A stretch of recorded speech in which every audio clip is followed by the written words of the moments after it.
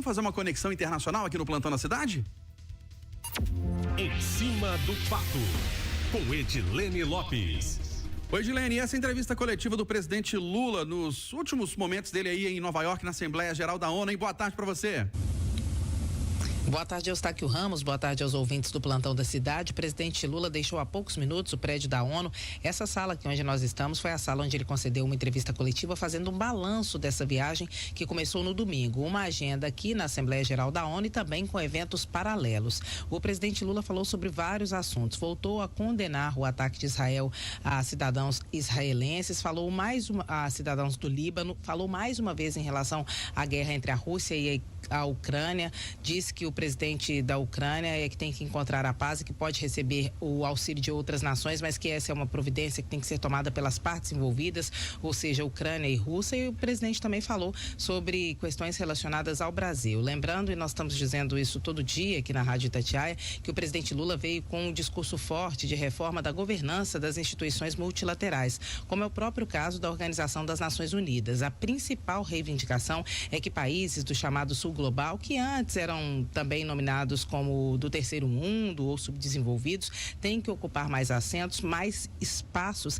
nesses organismos para que a desigualdade social de fato seja diminuída no planeta. Ele voltou a bater nessa tecla aqui durante essa entrevista coletiva que ele concedeu à imprensa agora há pouco e falou sobre questões internacionais importantes que ele sempre vem falando, como por exemplo o acordo entre o Mercosul e a União Europeia. Apesar de vários entraves aparecerem a todo momento durante todos os últimos anos, o presidente Lula disse aqui que está muito otimista em relação à possibilidade de fechamento desse acordo. E, claro, falou também sobre a COP. Vamos lembrar, a COP 30 vai ser no Brasil, em Belém, e a deste ano será em Baku, no Azerbaijão. E o presidente Lula disse que só vai definir quem vai ser o presidente, o gestor da COP no Brasil, depois que ele voltar da COP no Azerbaijão. Uma expectativa existia sobre a possibilidade dele falar sobre a presidência da COP 30 aqui em Nova York, que anunciasse esse nome, mas ele disse que não, que ele tem tempo para tomar essa decisão e que primeiro ele vai à COP29, depois ele vai voltar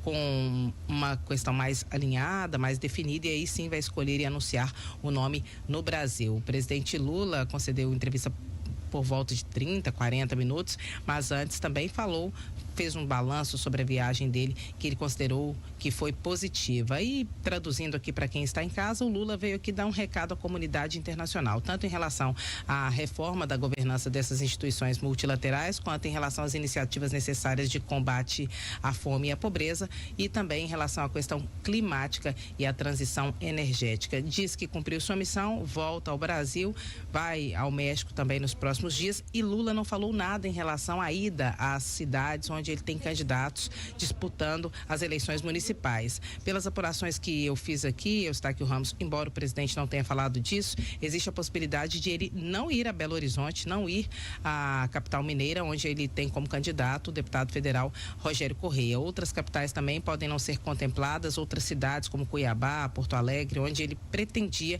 passar para apoiar seus candidatos. É uma questão de agenda, de governo, de presidente, que ele disse que ia cumprir como prioridade, mas também tem o termômetro das campanhas, né? Em Belo Horizonte, por exemplo, nós sabemos que Rogério Correia não está entre os 3 principais colocados para conquistar a prefeitura da capital. Então, isso tudo pesa na hora de um cabo eleitoral, como o presidente Lula decidir se vai ou não à cidade tentar dar um empurrão no seu candidato.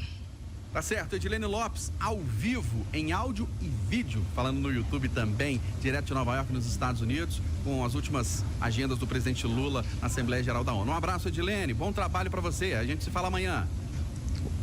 Outro destaque para nós.